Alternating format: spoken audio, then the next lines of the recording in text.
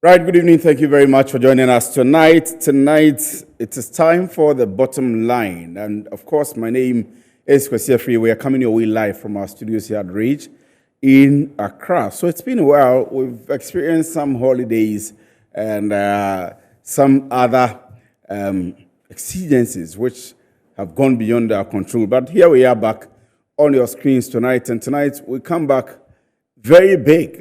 We come back on a topic that most of you will be interested in, and of course, a lot of companies will be interested in as well, especially in the public sector. We are talking about electronic procurement tonight and how to use electronic procurement to curb some of the corrupt practices we have in our public sector institutions. We've had some of these conversations in different forms before, but tonight we take a different twist. We are going to go to the very basics of what the electronic procurement is, and we'll also look at some of the very issues that are happening right here in our country, some of the comments that are coming from people and what people think should have been done and what should be done and what should be done moving forward, and so on and so forth, and what the correct and the right practices are. How are we able to safeguard the public coffers? So we'll be privileged tonight to be hosting the Deputy Chief Executive Officer of the Public Procurement Authority. Are you aware that any contract, if it is not an open tender, that has to be awarded to any supplier in any public institution has to go through the Public Procurement Authority or has to receive the approval of the Public Procurement Authority? Are these things happening in the public sector entities? And if they do, why do we still come back to public sector lawsuits, financial lawsuits, and all of the problems that we face in our institutions here in Ghana? Why do we still lose a lot of state monies to individuals for breach of public sector procurement procedures? We'll ask him all of these questions tonight. We want to stick and stay with us. If you have any concern, any question, our numbers are already scrolling on the screen. You want to put them up, and we'll try as much as possible to read them to our guest tonight and get his concerns on them. For now, you want to stick and stay with us. I'll be right back after this break.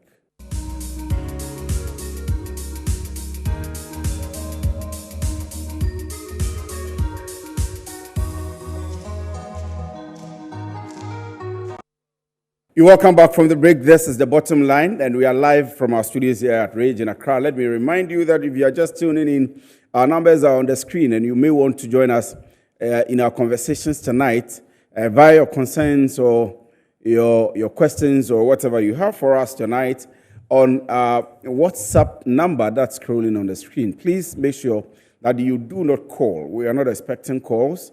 If the time allows and the producer allows, we'll be able to pick calls. But for now, you can only send your concerns on WhatsApp. Our topic tonight is how we can all help the Public Procurement Authority to curb, or how the system can use the Public Procurement Authority to curb the infractions we have in our public sector institutions through electronic procurement.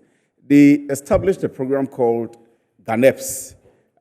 We'll be asking for the full meaning of GANEPS, and we'll begin from what it is and what the Public Procurement Authority does. But we'll end up coming to some of the very issues that are currently happening in the country, those from the Office of the Special Prosecutor, sending some people to court and charging some people for breaches of procurement laws and so on and so forth.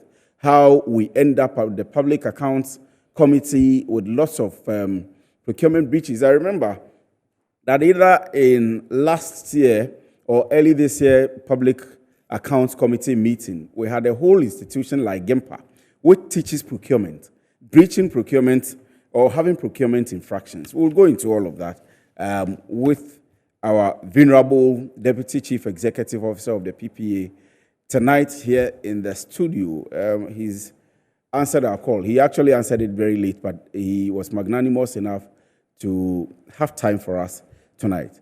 Mr. Kwame Prempeh is the Deputy Chief Executive Officer of the Public Procurement Authority, and we are happy to have him tonight. Good evening, sir. Thank you very much for joining us. Good evening, Gracie. I hope you're doing well. It's been a while having you here in the studio. Yes, it's been a while. By God's grace. Doing very well. I've been unwell lately, but I'm okay now. I am told you are... You can hear my voice is a bit... I'm told you are running around the country, training people, getting people to understand procurement and so on and so forth. Yes. Brief us, what's been happening so far? Well, in terms of training, PPA is always doing training procurement practitioners, training head of entities, training, everybody that has any role to play in procurement. We do that training. But since 2019, we are also doing a special training, which is for the Ghana Electronic Procurement System, which we are rolling out to all government entities. So we've been training all procurement officers. We've been training all management, so management of all the entities, and also other key staff that has a role to play in procurement. And we've also been training the private sector. That is very, very important. We've been training the private sector because those are the ones that provide services and goods, to government. So without the private sector, there is no public procurement. So we've been training them also on the use of the system, and we've been doing that around the country. So what are you expecting them to do with the electronic procurement? What exactly are you training them on? What do you need them to know, first of all? What are they supposed to use it for? Anything different from what they have been doing traditionally? Because I remember some time back when we had you in here, you had mentioned that they are going to move from manual to the electronic procurement to a point where nobody will have to hold a paper again. What exactly are you telling them, and where are we getting towards so far since 2019? Yeah, if you look at the trends that is ongoing around the world, which is also picking up in Ghana, in terms of digitalization of government services and government processes, to ensure that we have more efficiency, and also to ensure that we reduce, bureaucracy, which will help reduce corruption and malpractices, and also standardize the processes. That is the same thing that we are doing in the area of public procurement, where we are moving from the manual way of doing things, so the paper way of recording, the paper way of selling tender documents to the private sector, all of that, we are moving that to electronic. If you look at the procurement space, sometimes when I mention electronic procurement, it seems like it's an utopian idea, or it's a word apart. But if you look at our procurement to the space, procurement managers, no, to the public, to the public. But if you look at our procurement space, especially to the private sector, so the suppliers and the consultants and the contractors that provide services and goods to government. But if you look at the public procurement, already we are using some form of electronic, even before GANEPS, right, where publication of tenders are also done on the website of PPA. So the suppliers know that when they go on the website of PPA, electronically they can get access to the tenders that have been published by the entities. Then they can take part. I would allow you to go on. Yes. I need to take my time to make sure that you go through your processes. But do these entities publish all their procurement needs on your website? Yeah, not all of them, but all of them in accordance to the law. We have the procurement methods, right? And in the Ghana procurement methods, you have the request for quotation, you have the national competitive tender and international competitive tender, and then the restrictive tender and so forth, right? So the law says that if you are doing national competitive tender or international competitive tender, that is where you do publication. So in only these two instances, will you see publication on our website and also in the newspaper. If it has to do with consulting, then that would be the expression of interest. All the other ones, they can do it without publication, and that is mandated or provided by the law. Right. So when it has to do with NCT or ICT, as I mentioned, then definitely they have to publish, and they have been publishing, both on our websites and in the dailies. Of course, sometimes some of them do not publish on our website, but we've been training them, we've been sensitizing them, and then are there punitive measures if they don't publish on your website? Well, if we don't publish, right, it becomes an audit issue. So when the Auditor General comes, or when the Ghana Audit Service, come to your entity, then they will cite us as an audit issue. That is where you hear of misappropriation of funds and all these things. Some of them is because you didn't follow the procurement process to the dot, and then that will be cited, and you have to go and account for it at the PAC. So let's get back to the points that you were making. And I would want to ask whether you've been able, as an entity, to reduce the level of corruption or malpractice or misappropriation, as we say, to some extent by the GANEPs. Well, GANEPs has been rolling out since 2019. We have been doing a phased approach. So we are training the entities, bit by bit. Every month we take between 15 to 35, of the entities. We train them, we put on a system, and then they start using it. Right. Around the country, we have an excess of 800 entities that are public entities that we have to put on the system. So we have been doing it gradually. You are left with 800. No, we have a total of you have a total 820. Let me say 820. Around 820. It's not an exact number, but it's around 820. And at this moment, we've done in excess of 720. So we are left it just about 100. Yes, to go. Just about 100 to go. So if you look at it in the regional terms, we are left with only Upper East, Upper West, and then we have Bono East and Ahafo. So those are the 5 regions that we have not touched yet. So all the other regions, we've done all of them, except for a few that are in Greater Accra.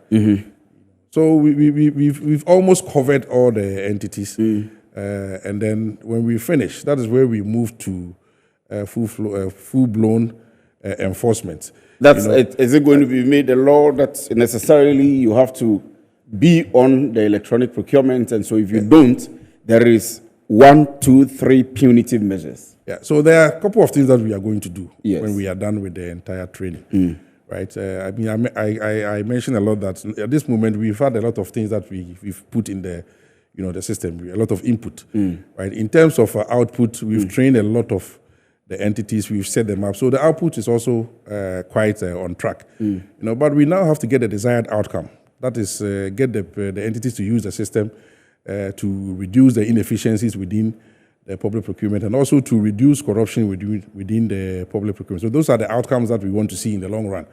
Now that we've been able to achieve our output, we are turning our efforts to the outcome. So we are looking at ways that we are going to enforce it to ensure that we get the maximum of the benefits of the system. So a few of the things that we are going to do is that as we speak now, we are integrating GANEPs with GIFMIS. For those that do not know GIFMIS is the payment system of government, what we use to pay the contractors and the consultants, those who provide services and goods to government. Now, once this system is done, now it means that all procurement that is done within the country, if it is not done in GANEPs, it means you as the supplier will not get paid, because we only pay you when the process have gone through GANEPs. So this is one of the measures that we are putting in place to ensure that when we have trained everybody within the country, that nobody will have even the desire to go and do procurement outside the system, because you won't get paid. Basically. Oh, so when you are done finally, if you don't do it through the system, you will not get paid, of course, because of GIFMIS. Yes. Yeah, because GIFMIS will only be, you get paid through GIFMIS when you have a purchase order in GIFMIS. Right? We are doing an integration where the purchase order is initiated through GANEPs. So once you will not even have to go with a cane or something to crack the whip on the people that necessarily you have to be on. In their own interest, they will have to. In their own interest. In their own interest. In their own interest, you will see that they will be running to the system. And we've had a couple of examples where, I don't want to go into too much details, but we have a couple of examples where some of the development authorities, the international authorities that help some of these our entities, told them that if you don't use GANEPs to do your procurement, I won't release any funds to you. And you see that the entities themselves were running to PPA to support them to run their procurement on the system, because they know that if you don't do it through the system, the funds will not be available. So these are some of the things that we are trying to do to ensure that the enforcement is optimum. One of the other things is also that at PPA, a lot of entities request for either single source or restricting tendering or any other support that they might need from PPA. Right? Once we are completely done with the training, and we've set up everybody and everything is on track, we will not entertain any request or any submission to PPA outside the system. If you don't use the system, your request will not even be processed, let alone be granted approval. Right? So these are the things that we are putting in place. Now, you asked the question whether there is a strict law that says if you don't use the system, you get A, B, C, D, or 1, 2, 3, punitive measure. Unfortunately, the Act, as we are using now, last was amended in 2016. So the Act made provision for us to develop the system. Now, it's now that we have developed the system, right? Now, we then have to go through another process in able to enforce it, through the Act. But before even that comes, we have the Ministry of Finance on board, who is going to ensure that they send directives to all entities, mandating them to use the system. And that is what I talk about, payment through GIFMIS, right? So these are some of the things that we are doing. And we are sure that, once we get there, and that is very soon, the entities and the suppliers, especially the suppliers themselves, will be running and trooping in to ensure that the system is used optimally. Easy. So Danny Alves says, this man is a champion of digital procurement in Ghana. Kudos to the work he's doing. Another one says, oh, we know him when the electronic procurement was being launched by Dr. Mahmoud. Baumia, you didn't add your name, but I was there when you launched the procurement, electronic procurement, this project. Yes. At CSR, was it CSR? Yes, CSR, yes. Yes, I was there myself. So I'm getting a lot of messages, but all of them are talking about digitalization and electronic procurement and how your setup have been able to digitalize the system and the training you are giving to people. And people are commending you. But let me ask you, because of the commendation, are you a fulfilled man, being at the helm of affairs and going around training almost every procurement entity on this project? Are you fulfilled? Chrissy, let me start by saying I should commend you as well. You've been with us from the beginning. You help us launch the system, and you've been with us. You've been supporting us the best way you can. So thank you very much for the support. Whether I'm a content man. Well, it depends on how you look at it. I ask this because of the messages I'm getting. One. And two, at least I happen to know your background a bit. I know you are an IT specialist and consultant. Apart from your procurement expertise and so on and so forth, you develop systems, you do all of that.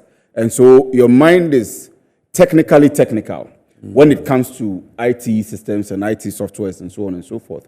So you are particular about digitalizing the system and how the entities are rolling on, how they are receiving the project, how successful it is becoming, and so on and so forth. Are you fulfilled? Well, I'm happy that things are going well, but I'll be completely fulfilled when we are up and running and we are seeing the outcome, when we are seeing Ghana save money because of an efficient system, when we are seeing more transparency within the system. And I know we are getting there. But as I sit here, yes, I am happy about the system.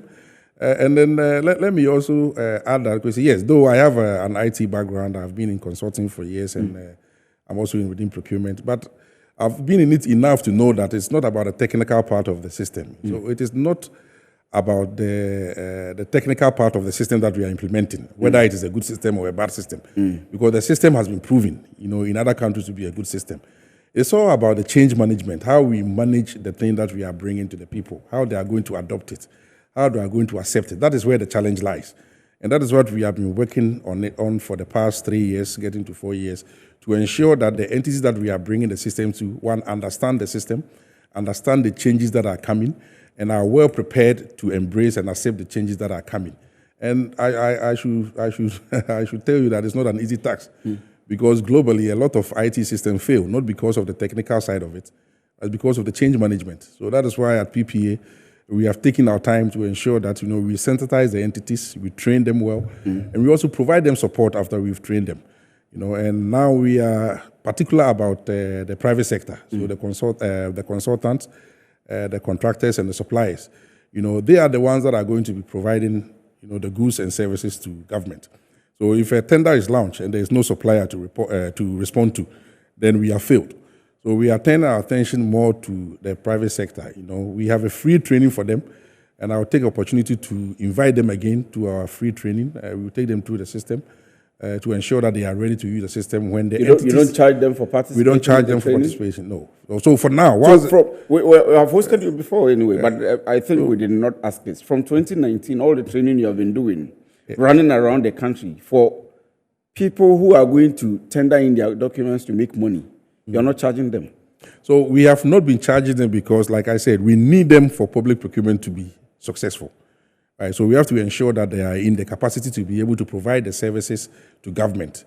Right? I mean, if you go to some of the big companies, right, they actually, sometimes train people, train their suppliers to be able to provide them with some of the things that they need, because these are things that you need, and you are not in the capacity. I know, for example, in the agricultural setup, for example, if you go to Blue Skies, they train the farmers to be able to farm and produce the quality products that they need to be able to produce. So I agree, but let me do maybe 2 messages, and then I'll come back to my questioning.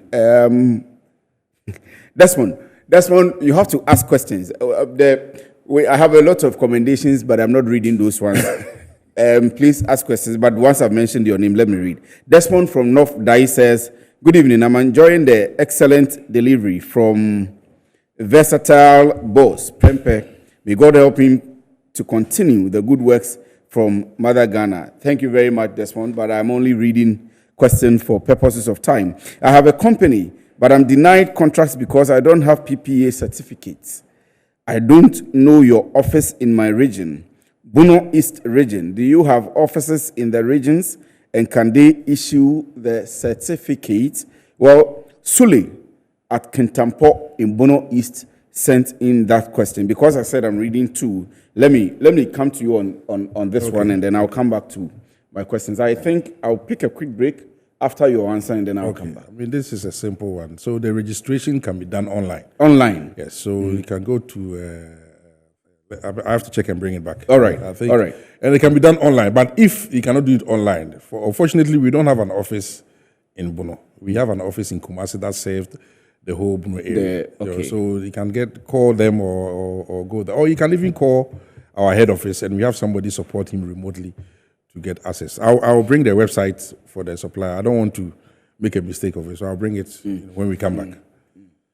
So, Sule, what it is that the procurement setup is made up of IT specialists, and so they have virtual assistants, as the deputy CEO says, and that's whatever support you need, they will be able to assist you virtually. You get to the point where you need to print your certificate, and then you can contact them, and they will support you in that line as well. So we are having discussions on the electronic procurement system of the Public Procurement Authority. When we come back, we'll be asking questions about some quote unquote corrupt activities in the country, how the public procurement has been involved, how they have kept those ones, and moving forward, how we are able to, as a country, stop some of these challenges. You still want to send your concerns and challenges or problems or questions to us on our WhatsApp number. The calls are many. I'm hearing that there are too many calls. Please just send in your text messages or your SMS messages on our WhatsApp line, and I'll be glad to read them. Stay with us. We'll be right back.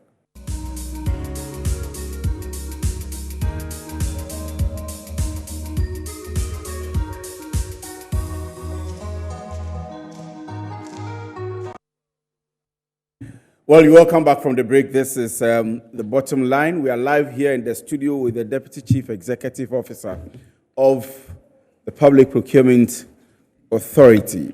We are trying to run away from his political background as a politician, a veteran politician, but the many messages that are coming on politics, there are people who are calling for you to go and contest for a certain seat where you come from. I'm sure maybe towards the end of the show, I may read some of these ones that are coming. But are you still in politics, though? Was he? Hey, once a politician, always a politician. You're always a politician. Yes, I'm a technocrat. But are you eyeing any seat? No, I'm not eyeing any seat. Not in the Ashanti region? Not anywhere. So the messages that I'm getting in the Ashanti region, a seat somewhere in the Ashanti region?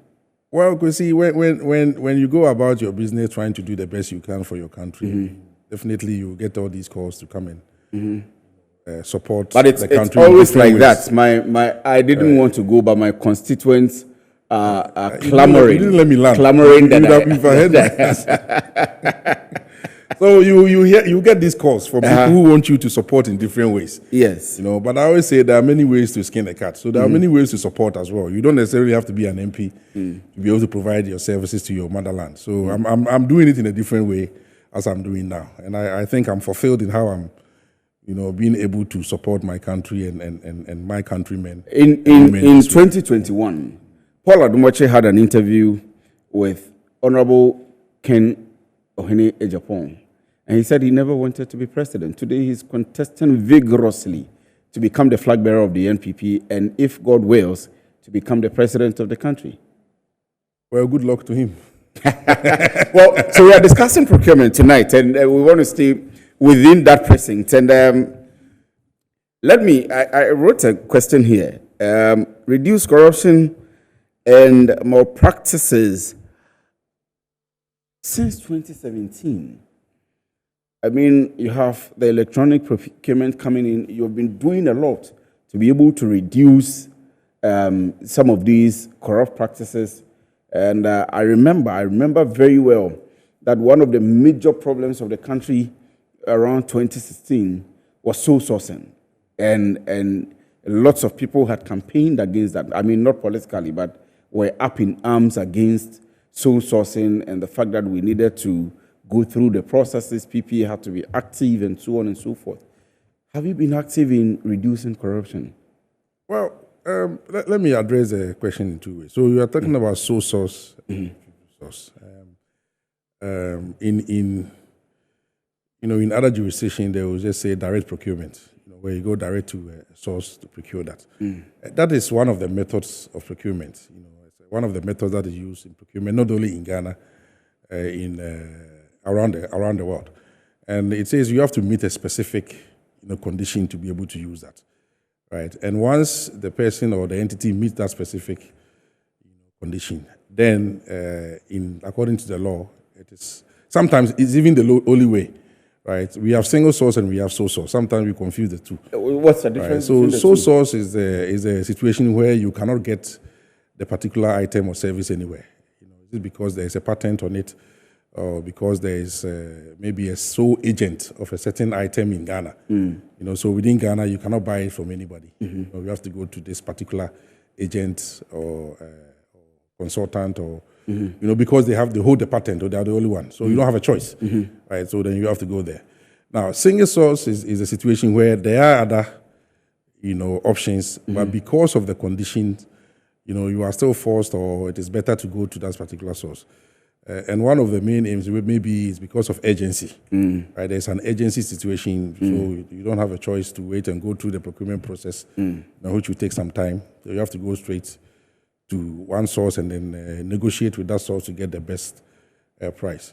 It can also be that you've gone through the process and then you procure, let's say we call it standardization, where you've gone through the process and procure an X number of items, and then afterwards you need more of those items, in a small quantity. Since you've gone through the process, you've selected the best supplier or the best consultant or contractor for that particular service or goods. It does not make sense to go through the whole process again. If you need a small quantity of that particular service or the particular goods again, then you can use single source as well. So there are conditions that you have to meet before you can use the system. So it is one of the... So if I'm in a public entity and I have a special company I want to give a project to, and I come to you that there is this company I think can serve me well, do the project the best way I want it. Will you advise that I do a sole source or a single source? No, it's not the best way you want it. I've mentioned the conditions, right? Does it meet one of the conditions? Is that particular person the only one that can provide you the service? So that will be sole source. 2, are you in an urgent situation where you cannot wait to go through the processes? Or maybe going through the process will cost more than even the cost of things that you are going to purchase. Let's say you are building a website, for example. There are thousands of people that build websites within Ghana, right? And if it is not within the threshold of maybe request for quotation, it wouldn't make sense to publish this because you will get a lot of responses, and then you have to take time to go through all these responses. And by the time you finish, you might even cost more to do the procurement than even what you are going to use to pay for this, website. In this case, then it will be more prudent, to use single source or even restrictive tendering, where you select, a number of suppliers or consultants that can do this service, and then you go through the process, a shorter process, right?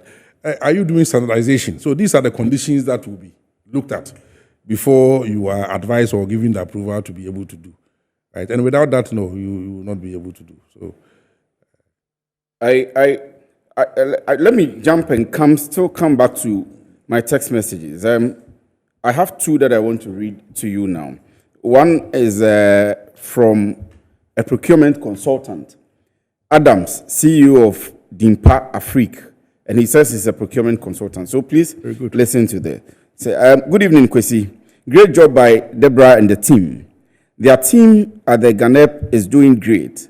Their human relationship is so great. One lady at their office by name Fatih was so helpful when I had challenges with the system. Kwesi, once I attended their training, free training, and it helped me a lot. Okay, I once attended that, sorry. But Kwesi, ask Chief, how are they going to really use the system to reduce corruption, since most of our problems in relation to higher costs of project relates to PPA? Again, we hear news on poor and shoddy work by contractors and suppliers who still get payment. How can the system ensure that only qualified people get paid? Three questions in one. How does PPA penalize contractors who receive payments even after doing shoddy works? Adams, CEO of Dimpa Afrique and a procurement consultant. Let me just add this one. Procurement officers are the engine of procurement systems in Ghana.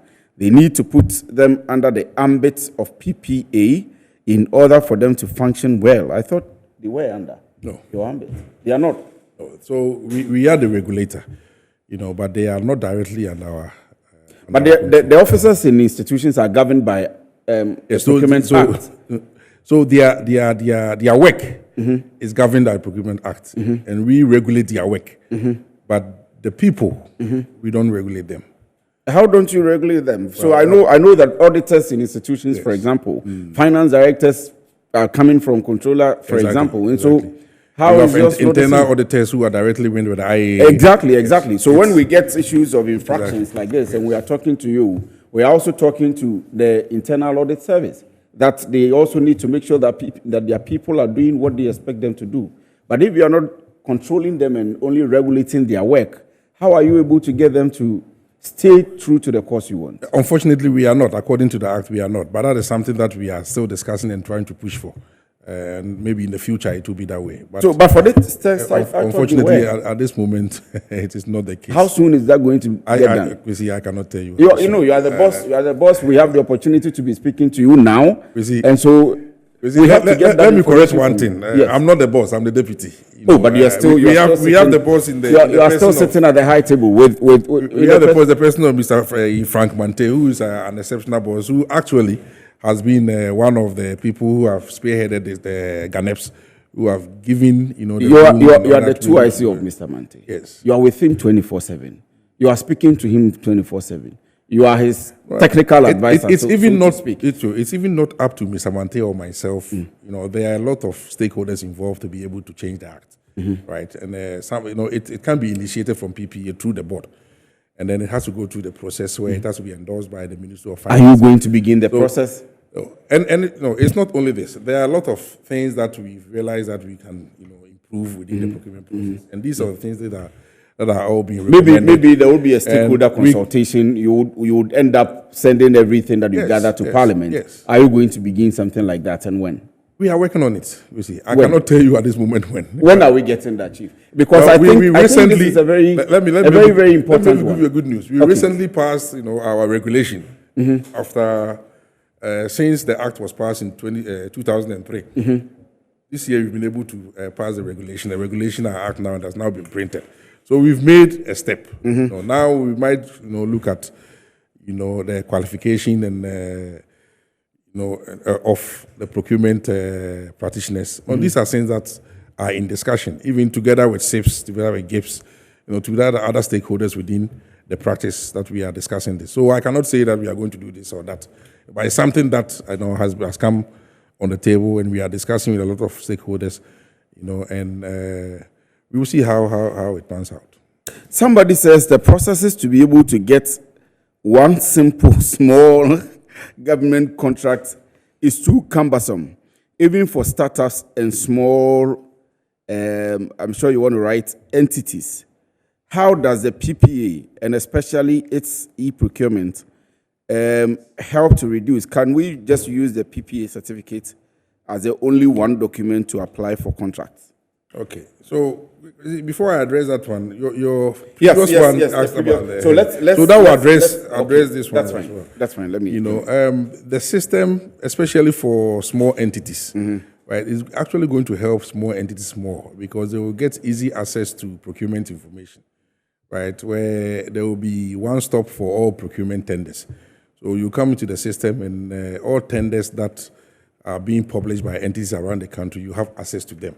So it's easier to identify opportunities that government entities are giving out for even small entities to be able to partake. So especially for small entities, or small companies, GANEPS is a savior for them to ensure that they get more access to government contracts. Right now, in terms of how the system is going to help us to reduce corruption, that one is a no-brainer. It is proven that anywhere there is more transparency, there is less malpractices, and there is corruption. There's less corruption, and that is what exactly the system is going to do. Everything that we are doing through the system is being recorded, right? It's being recorded who did it, when, and where. Even the machine that they use, to even input has been recorded. So wherever there is a dispute, we can always go back and look and see who did what and when and what not. We've been using the system not for too long, right? But we've had instances where there were issues between entities and then the suppliers and the consultants, where they come to us, we had to go to the system and show them exactly what was done in the system, and they were amazed. Afterwards, they will be singing different tunes, because people come with different claims when they don't have the evidence of what exactly is happening. It will also not be easy to start a process and then cancel it and start again. It will be open for everybody to see, right? So that is how it's going to help corruption. Let me give you an example, right? You can go through an evaluation process. Once you come to the end of, I'm talking about the current situation, the manual situation. You go through an evaluation process with maybe 3 or 5 people. Everybody will give their weightings, and then afterwards you aggregate them. When you aggregate them and you don't come to the required, the desired results, you can always cancel it, tear the paper, and throw them away. Start over again. Hey, this time you give 3. This time you give 4. You give 5. That can happen. Exactly. I'm not saying it happens, but it can happen. Exactly. But when you are using the system, you cannot do that. Once you enter it is there. You cannot just cancel it and then start over again and then act like nothing happened. So these are the ways that is going to help, reduce corruption, also malpractices. But also, let's not forget, a lot of the issues that we get within the procurement, sometimes it's not deliberate. There are mistakes that people make genuinely within the administration of the process. And once we are using the system, all these mistakes are going to be reduced. So in short, we are going to see that the process is going to be efficient, it's going to be shorter, it's going to save us money. And because it's transparent, it's going to help us reduce the corruption that are within the system. So is there a point, back to that same question, a point in time where we'll say, okay, all the requirements of PPA before you acquire the certificate, or all the requirements to win a contract, you must have satisfied them before you are even able to gain the PPA certificate. Yeah. So, for example, the SNIT certificate, the GRA certificate, the too many things that you people, quote unquote, are asking for all the time. Are we able to say at a point that, okay, before Kwesi Free Company Limited got registered by PPA and got the certificate, we have satisfied all of these processes. And so now when I want any contract in any company, I just present just the PPA certificate and I can go ahead. We are even aiming to go one step further than what you just described. So the system is integration friendly. And as I mentioned, we are doing the integration with GIFMIS. Other institutions that we are working on the integration is GRA, SNIT, and RGD. These are the three institutions, the three primary institutions where you need documents from to be able to go through any procurement process. These are the basic ones. You know, when you go to road contracts, then you might think of roads and highway certificates. If it's a construction, you might think of works and housing, you know, for those particular ones. But for these three ones, it's needed in every single procurement. So we are working on integrating our systems with them. So when you come to register with PPA, you don't even have to show your documents from these entities. What we are doing is that you then only come and enter your company registration number. And then with this number, we then extract all your information from these three entities. And if you are cleared, you can go through the process without Just presenting a registration number. Without presenting anything to us. So that is where we are, you know, going to.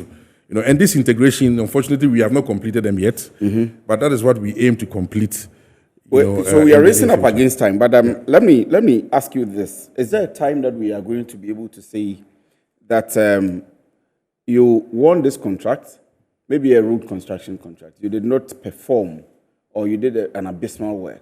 PPA will be able to prosecute you. Yes, no, not prosecute. PPA is not a prosecuting arm. Or punish. Or yes, we'll be able to bar you from partaking in public procurement, and then maybe refer you to a prosecuting arm, like IOCO or the Attorney General, or the Office of the Special Prosecutor, because we don't have prosecuting powers according to our. Do you want prosecuting powers? No, we don't need to have prosecuting powers. You don't think you need prosecuting powers? No, we have enough other institutions that do the prosecuting. We just have to guard against.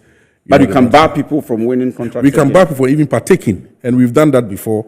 I think last year we barred some entity from partaking in all contracts. So it's actually happening already? It's actually happening already. And recently there is an entity that presented a false certificate to one of the government entities. I don't want to mention names. And the entity is in the process of reporting them to PPA, so that PPA can bar them from partaking in public procurement. Now, once we are all in GANEF, so once we are done and everything is completely digital, it will be easier to bar these people, because the only thing we have to do is deactivate them from the system, and they will no longer be able to partake in the procurement process. So we are doing it manually, and going digital is even be easier to do that. I have a story here. I'll read it to you, and for purposes of time, I'll come and read at least two more questions from our WhatsApp page, and then I'm sure if producer doesn't cut us, we'll round up there. It says the Public Procurement Authority has denied knowledge about the ongoing construction of the National Cathedral project. The PPA made the disclosure in response to opposition MP Samuel Okudzeto Ablakwa, who had requested procurement information on the project. The MP said the PPA's response is not only telling of the flagrant abuse of public procurement laws in the Cathedral project, but also indicts Akufo-Addo's administration. Ghana's Public Procurement Authority has, it's the same, denied knowledge about the controversial National Cathedral project being constructed by Rebad Company Limited. And it goes on to explain the same points. And it puts up a letter here: Public Procurement Authority, Private Mailbag 30 Ministries, Accra, with reference PPA/CEO/07/1577/22. I presume that should be 2022. 5th July 2022, and this letter has now come out. It says reapplication to access information on procurement approval relating to the construction of the National Cathedral by Rebad Company Limited. Reference is made to your letter dated 4th July 2022 on the above subject. Please be informed that the Public Procurement Authority holds no information relating to the construction of the National Cathedral by Rebad Company Limited. You may wish to refer your inquiry to the National Cathedral Secretariat. Yours faithfully, signed, Frank Mante, Chief Executive. Are you aware of this? Oh, yes. It's correct. It's very correct. And so National Cathedral has nothing to do with you? No, I mean, we have to understand the context of what the letter is written. A question came whether PPA was involved in the appointment of Rebad, right, or Rebid, however you pronounce that name. And the fact is that a request was made to appoint a consultant for the construction of National Cathedral, which came to PPA, which was approved. And in that request, there was the provision for the consultant to go ahead and do the procurement process to appoint a contractor for the National Cathedral. So then it made no sense, or it is natural, that when the contractor is appointed, it won't come back to PPA again. So if PPA says it was not involved in appointment of the contract, go to the National Cathedral. That is where you find the appropriate, information or appropriate details that you need in terms of the appointment of rebate. Then it is in order. There is nothing sinister here. I will let that there because of time. Yes. Maybe next time when we have the opportunity. Not a problem at all. Sometimes we try to twist things, and which is, we don't have to play politics with everything. Mm-hmm. I mean, this is unnecessary. People want to, be how do you call it? Be famous. They want to ride on every populism to make their name, which is unnecessary. I mean, let's be honest to ourselves. Kwame Mankwai Sunyani says, I can see a lot of procurement professionals are being transferred indiscriminately for not compromising or bending the rules in favor of their boss's choices. I suggest the idea of bringing them under one umbrella will be super. Kwame Mankwai.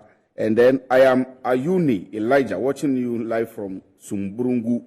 I love your discussions. Kudos to Chairman Kwame Pempe. Well, I said I'm not going to read most of these ones, but Kwame Mankwai. Because you are not being generous to me. Let the fans flow more. There are lots of them coming. So many people saying, Chairman Kwame is here. Please, everybody tune in. And lots of them coming. But the last one says he's in support of the fact that all of them have to be brought under your umbrella. Mm-hmm. Yes, I mean, definitely. That would be a good thing. And we are pursuing that. So let's see how we get them there. Mm-hmm. And we wanted to know, I think they projected the website. Are you able to project them now?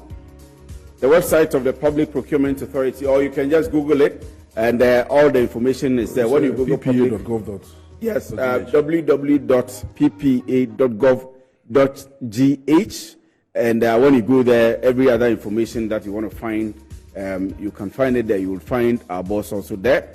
Mr. Kwame Pempe is the Deputy Chief Executive Officer of the Public Procurement Authority. We are glad to have had him here in the studio tonight. Thank you very much, Chief. Thank you. I hope to call on you once again all the time. Thank you. I'm always available. And my name is Kwesi. Thank you for having me. Thank you too. I'm glad having you and all your text messages. Thank you very much for.